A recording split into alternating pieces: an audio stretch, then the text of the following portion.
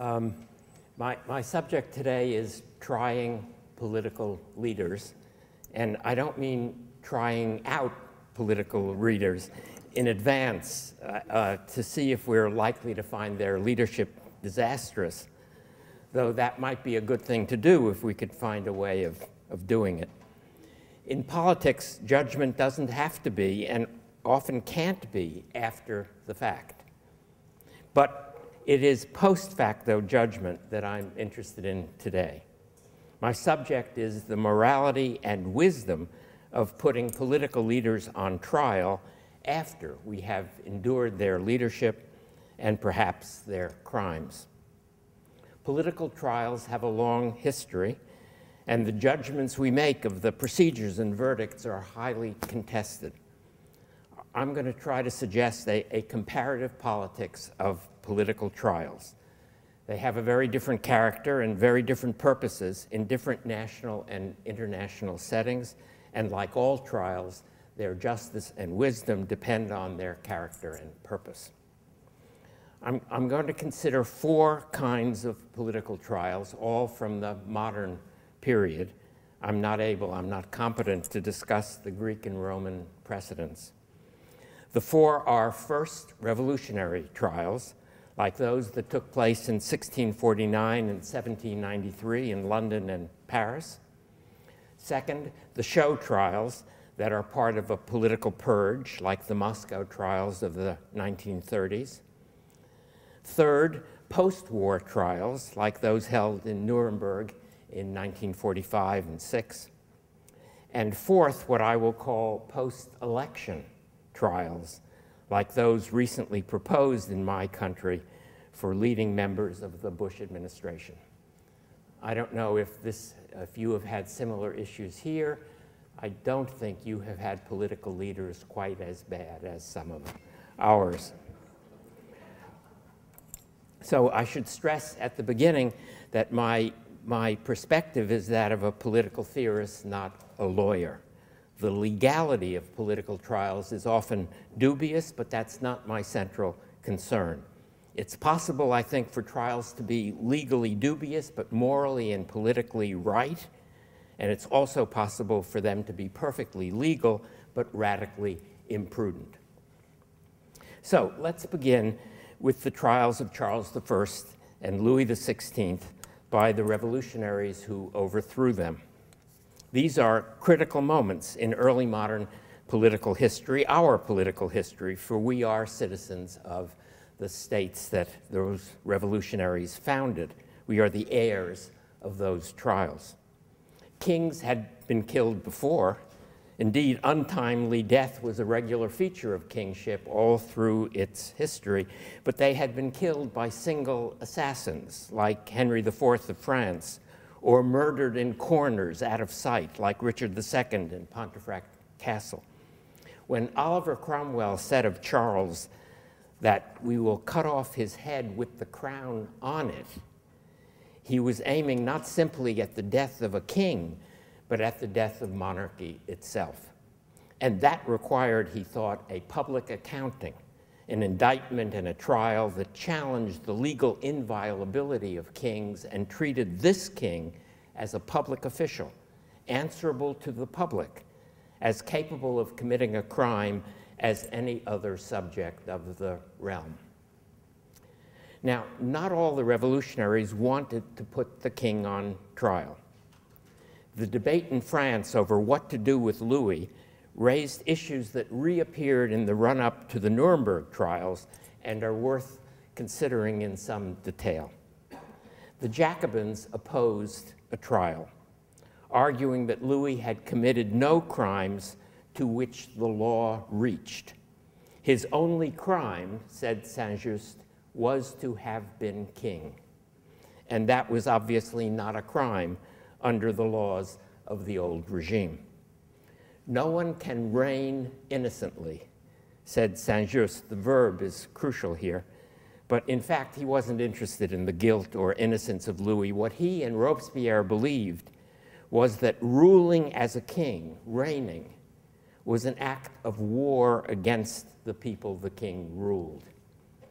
This was an unjust war, a war of aggression. But Louis was not, first of all, a criminal. He was, first of all, an enemy. He was, said Robespierre, an enemy of the people. And I believe that this phrase has its origin in the French debates. And since he was dangerous even in captivity, military necessity required that he be killed. He couldn't be treated as a prisoner of war.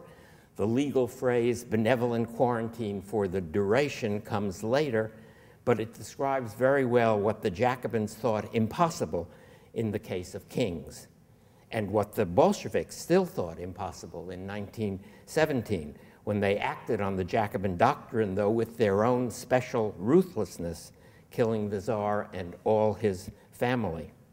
No Jacobin suggested anything quite like that in 1793. Like Cromwell, Robespierre and Saint-Just wanted to kill the king with his crown on, but they were not interested in a public indictment. They thought a trial was something owed only to citizens. And soon enough, they would be putting a lot of citizens on trial.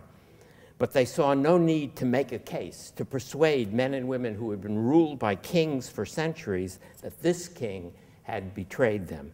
It was self-evident that kings and patriots were in a state of war. The underlying assumption of the Jacobin argument was that Louis was not a Frenchman, literally, not a member of the nation or a citizen of the state, or most importantly, a party to the social contract. Kings and aristocrats, too, belonged to an international class of parasites and predators who took no responsibility for the well-being of the people they ruled because they were not of the people. And so they had no claim on the protection of the revolutionary state that the people had created. Once a king of France had arrogantly proclaimed that he was the state, l'état c'est moi. Now the Jacobins proclaimed that the king was stateless. I'm not sure that that description, despite its fierceness, was entirely inaccurate. Louis himself might have agreed that he had never signed on to the social contract. Nonetheless, it was a dangerous description, since it could easily be extended to other enemies of the people. I much prefer the Girondins, who were the chief advocates of a trial for Louis and who carried the day, though they didn't get exactly the trial that they wanted. They argued that Louis was indeed and obviously a Frenchman. He was Louis Capet, a public servant who had committed the crime of treason. He had conspired with and actively assisted enemy armies attacking the Republic. And of course, the law reached to this crime. Even under the old regime, treason was a criminal act, though it was thought then, mistakenly, that the king could not be a traitor, since treason was defined as a crime against the king. But the king had always been, in fact, an officer of the people, and treason was always a betrayal of the people, and not merely of its chief officer. The real innovation of the revolutionaries was to deny the king's inviolability. If the law's reach extended to the crime, then they insisted it extended to the criminal. All Frenchmen were equal before the law. This was an ex post facto equality, but the Gironde was willing to live with that, since equality, its members thought, was natural and eternal, even if it was new to French law. It followed from the Girondin argument that Louis should be accorded all the rights of a French citizen accused of a crime, that he should be represented by an attorney, that he and his attorney should know the charges against him, see the documentary evidence collected by the prosecution, and be allowed to question hostile witnesses and to call friendly witnesses to the stand. What justice truly demands, argued Condorcet, the leading intellectual of the Gironde, what justice truly demands is that the general principles of jurisprudence in favor of the accused should be preserved or even extended. This sort of thing, Robespierre responded, was a sign of delicacy. The term was disdainful. delicacy in the case of kings demonstrated nothing more than a lack of revolutionary energy.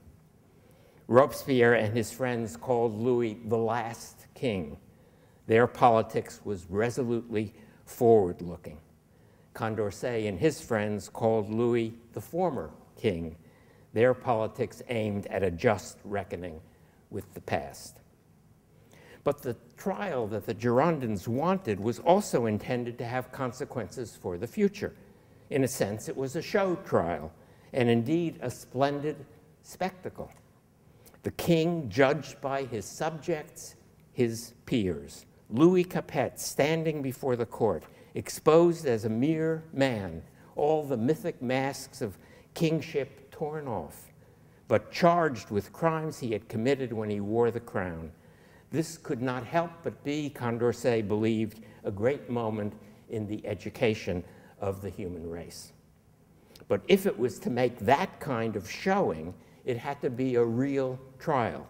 Its educational value depended on its procedural integrity. In a book that I wrote in 1974 defending the trial and execution of Louis XVI, I adopted what was pretty much the Girondin position. Revolutionary justice is defensible whenever it points the way to everyday justice. That's the maxim that marks off morally legitimate trials from prescriptions and terror. The legitimacy of the king's trial lies first in its resemblance to an ordinary judicial proceeding. Condorcet was entirely right to argue that the nearer the resemblance, the better the trial, the more just for the king, and, not inconsistently, the more effective for the revolutionaries. But justice in revolution cannot be measured in a purely formal way, for what is usually at stake is not the validity of this or that procedure.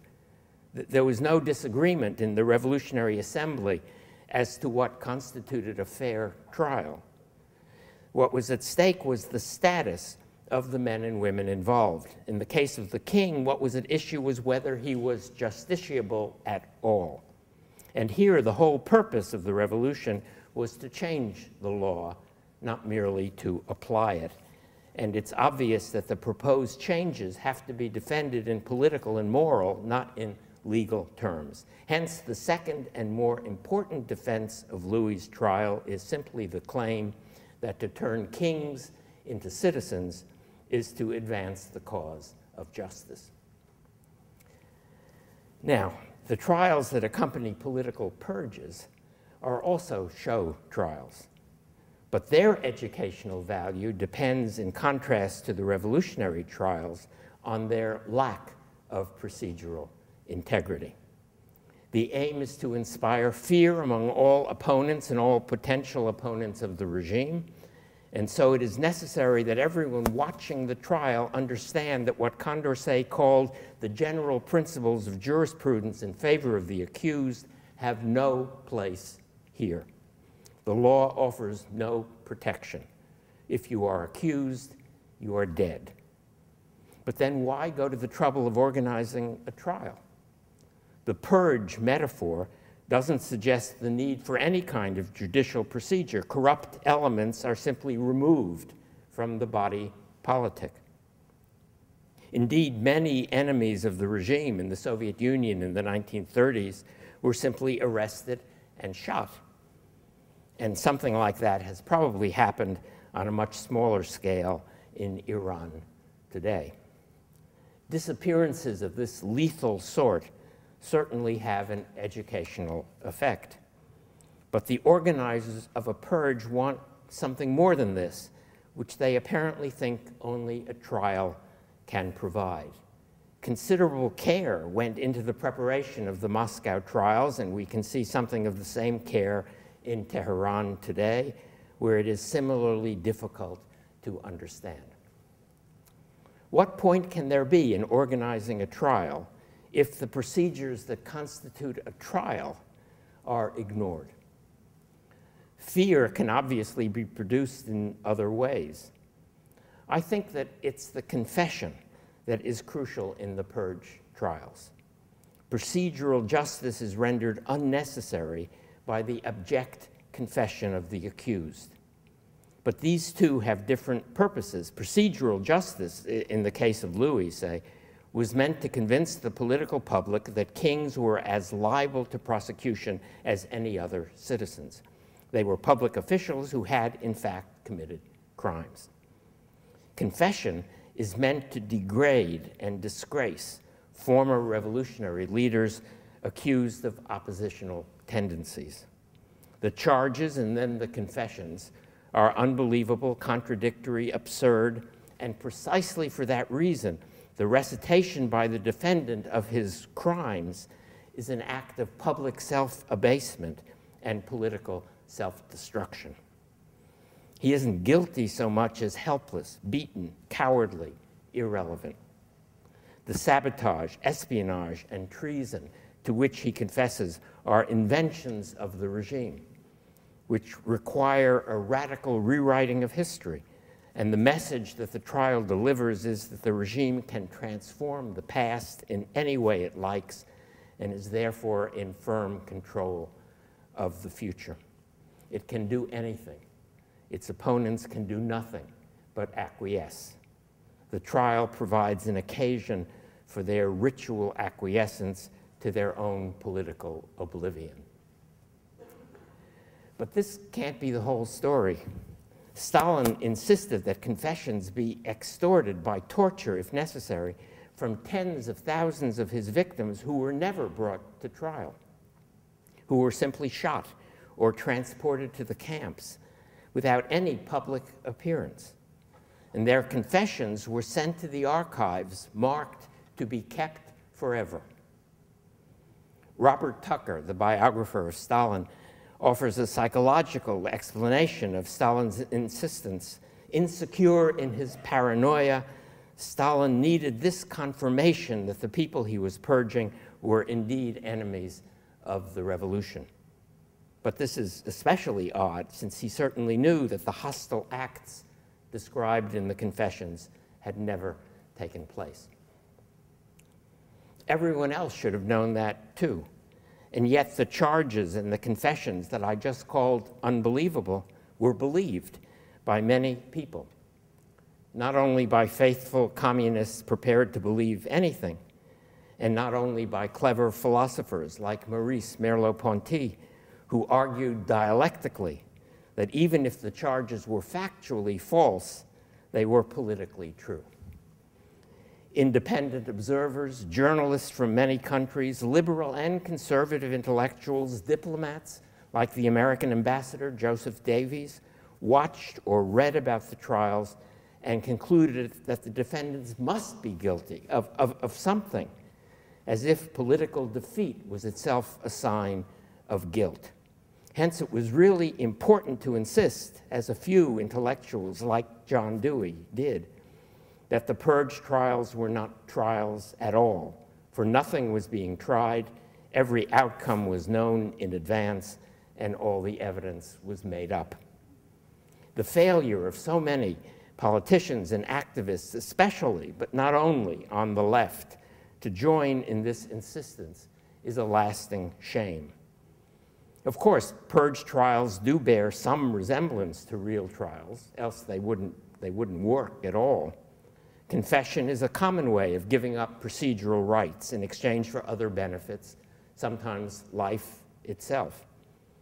But the resemblances are superficial, and it is still very hard to accept the fact that so many intelligent people were fooled by the Moscow trials. The absurdity of the charges, the groveling confessions, the broken men in the dock, this was terrorism in the guise of justice.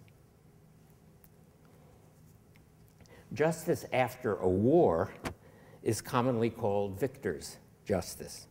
It resembles the justice done or attempted by triumphant revolutionaries. And after World War II, it prompted similar debates, though with one important difference.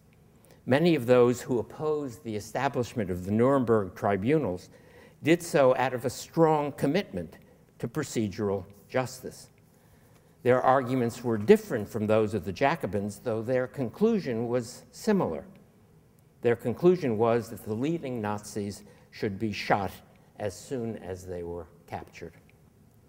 A fair trial, in accordance with British and American principles, was more than they deserved, but even more importantly, it was unlikely that any trial would be or would be seen to be fair. The British War Cabinet worried that since, quote, the result would be a foregone conclusion, these proceedings would tend to bring judicial procedure into contempt. As Gary Bass writes in his very fine study of war crimes tribunals, which is my chief source here, the British showed an unwillingness to compromise the integrity of their traditional judicial procedures and a willingness to be blunt about their unwillingness. The bluntness is evident in Churchill's proposal that the Allies produce a list of the 50 or 100 leading Nazis, and then, I'm quoting Churchill, when any of these people fall into the hands of any of the armed forces of the United Nations, the nearest officer of the rank of Major General will forthwith convene a court of inquiry, not for the purpose of determining the guilt or innocence of the accused, but merely to establish the fact of his identity. Once identified, the said officer will have the outlaw shot to death within 6 hours and without any reference to higher authority. I should add that Churchill responded with high indignation to Stalin's proposal at the Tehran Conference in 1943 that at least 50,000 Germans should be proscribed and shot. The British Parliament and public, he told Stalin, will never tolerate mass executions. Churchill aimed to kill no more than 100. There would then be trials for all the people he called subordinate war criminals, preferably in the country in which their crimes had been committed. Despite the designation of these people as criminals, the outcome of their trial was presumably not a foregone conclusion. Churchill's outlaw plays something of the same part as Robespierre's enemy of the people. Both terms describe people who are somehow beyond the law.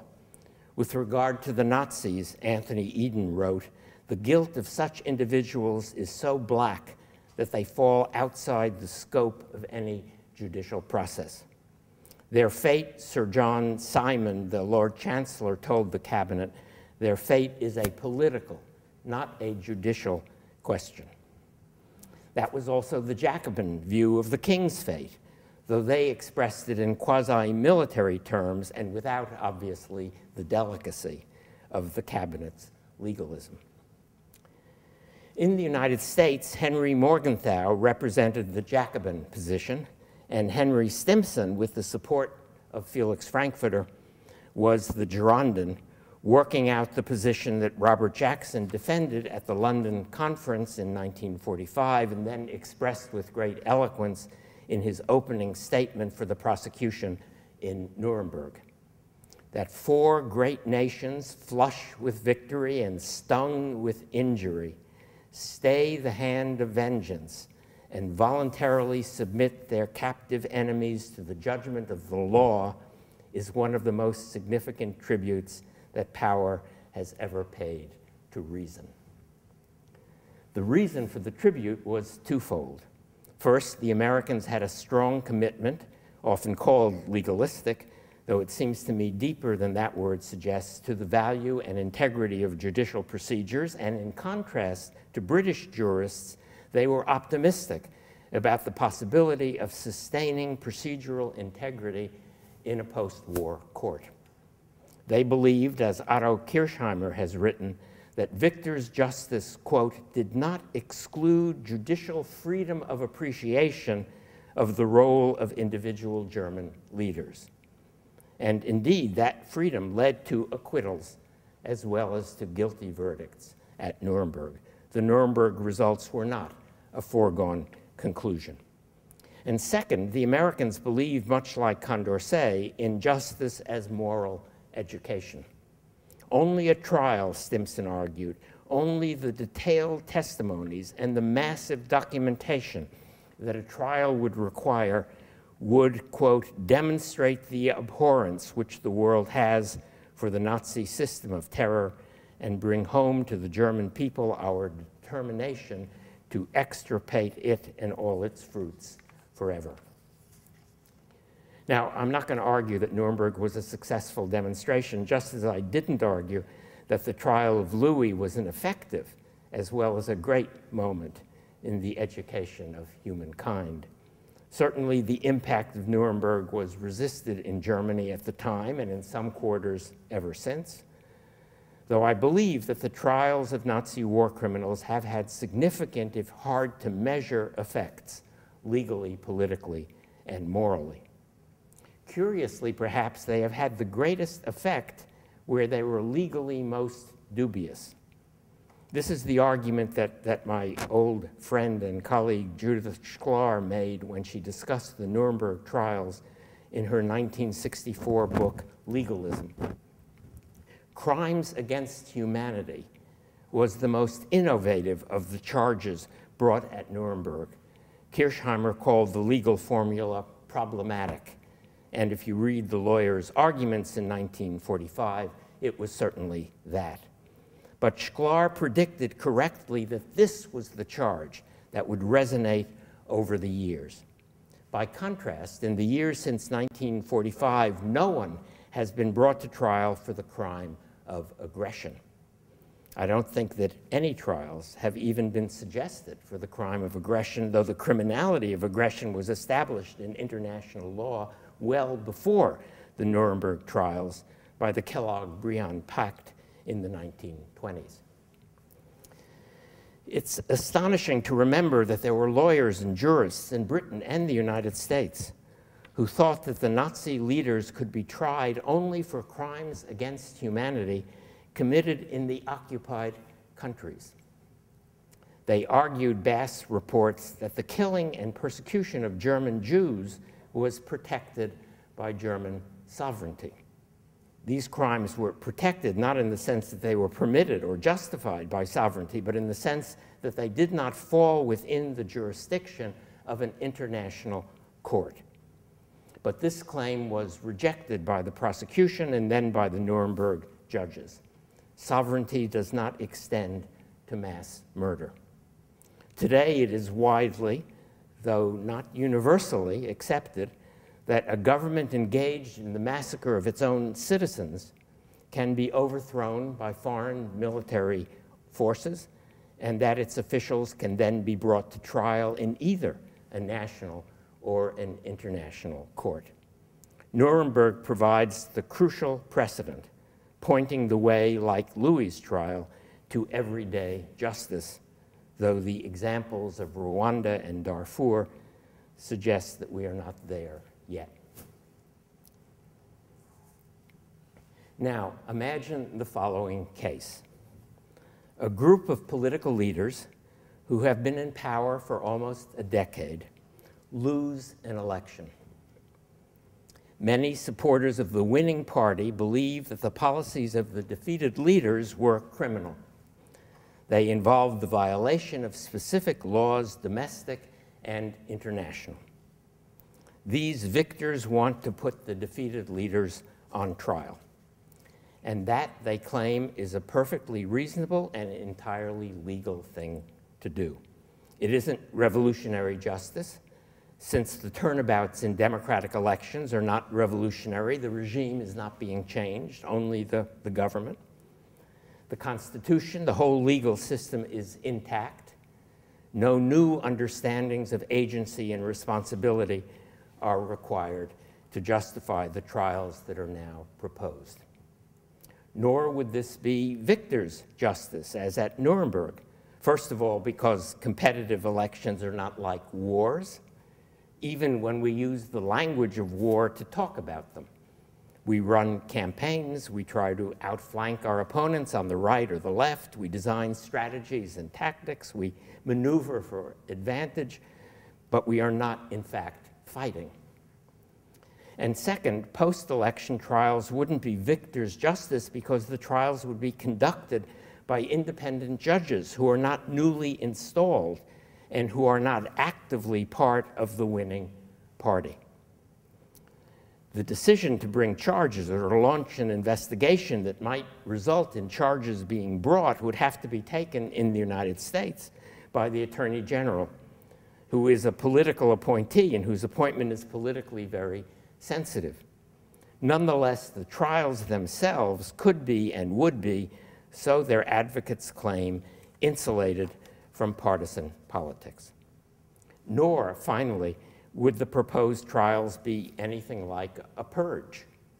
The charges would not be absurd, and the defeated leaders would not be tortured.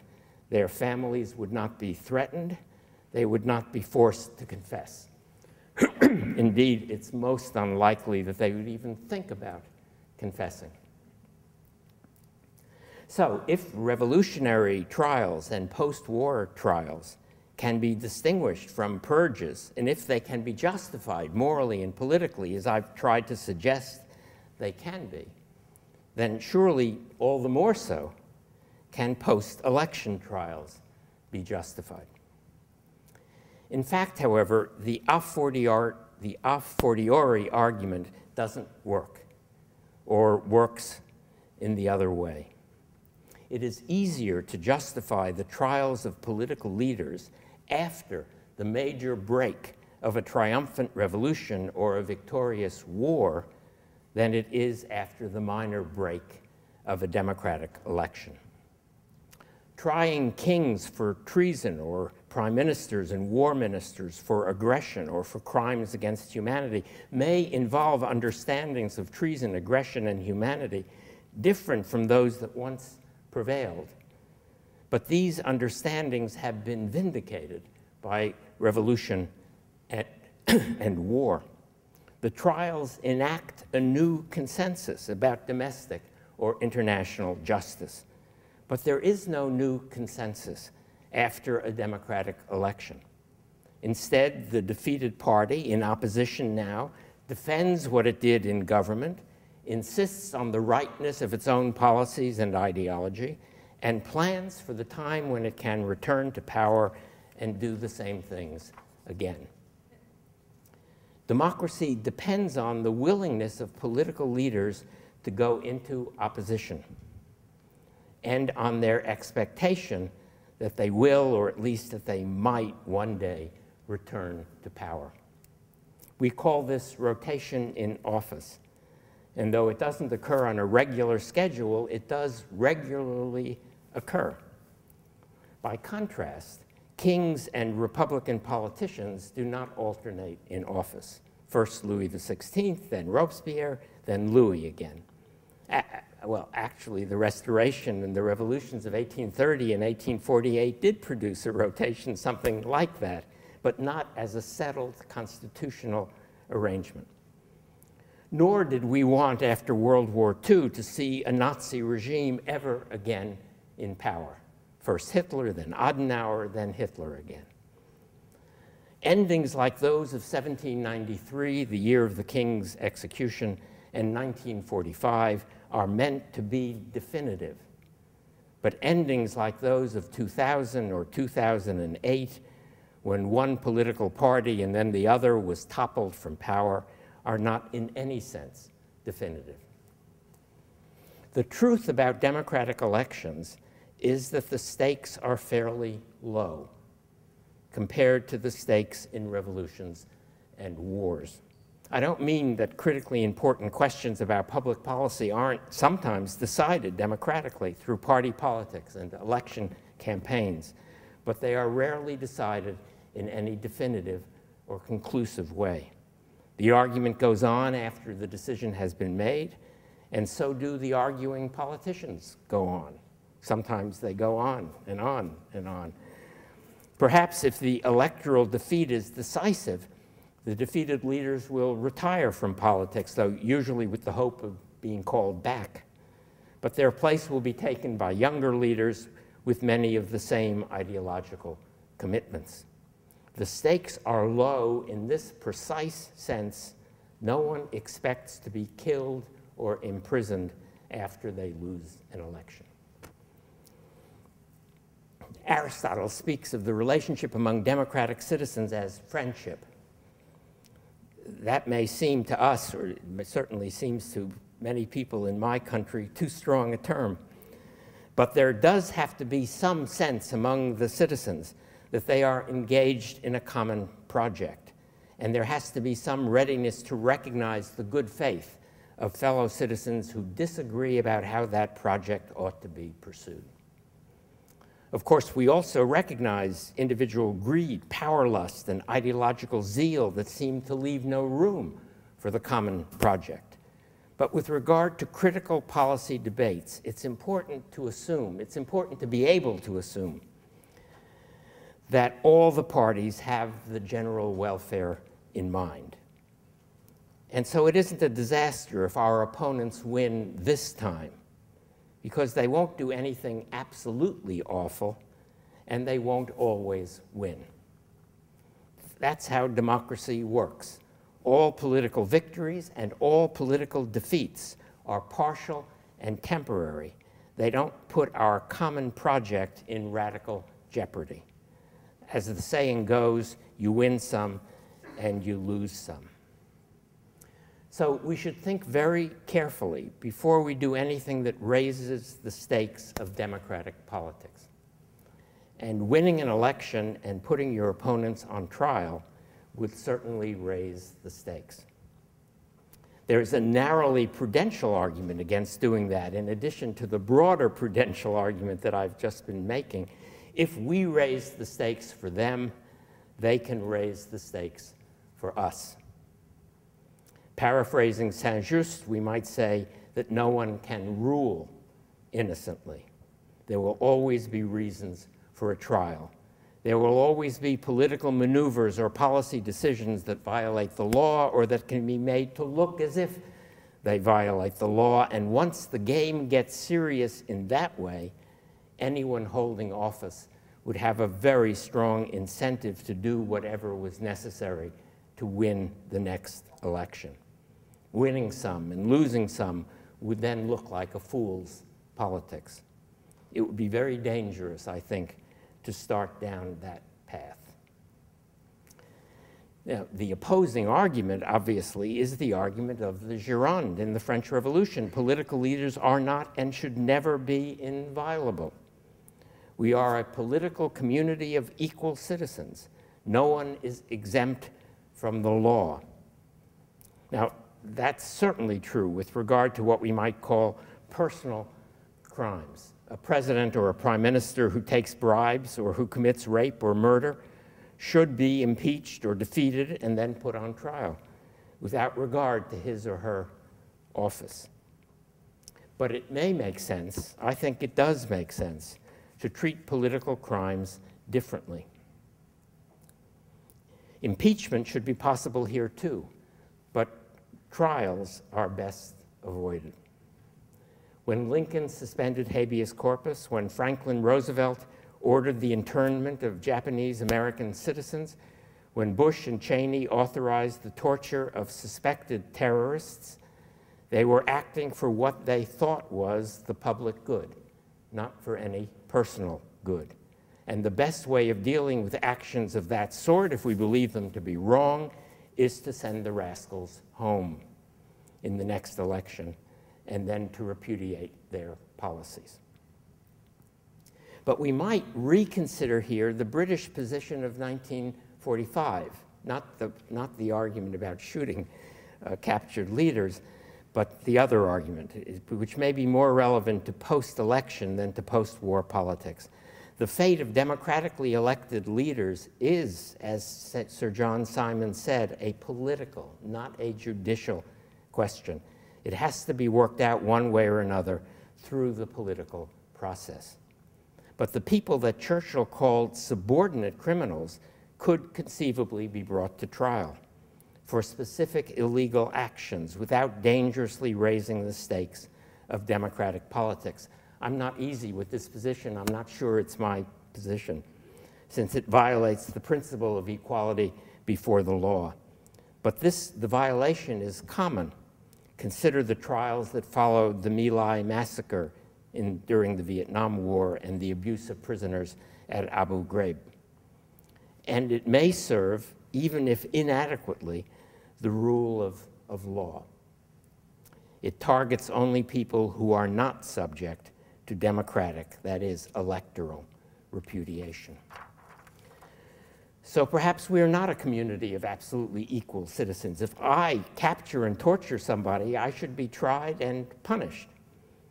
If the president orders that done, not to somebody, but to many bodies, acting, so he says, in the name of national security, his only punishment is political defeat.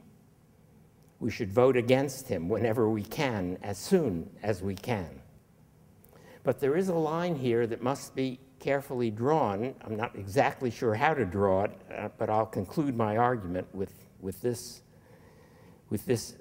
drawing effort.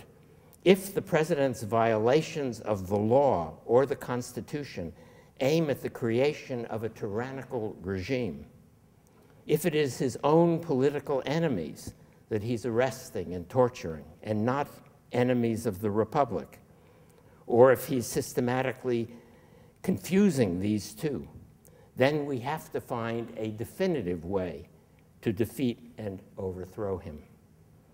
And as part of that process, or after it, a full-scale trial might be the best available means, not only of doing justice, but of demonstrating, to paraphrase Henry Stimson, our determination to extirpate tyranny and all its fruits forever. But we have not yet had trials like that, and we shouldn't imagine holding them until necessity forces our hand. Thank you.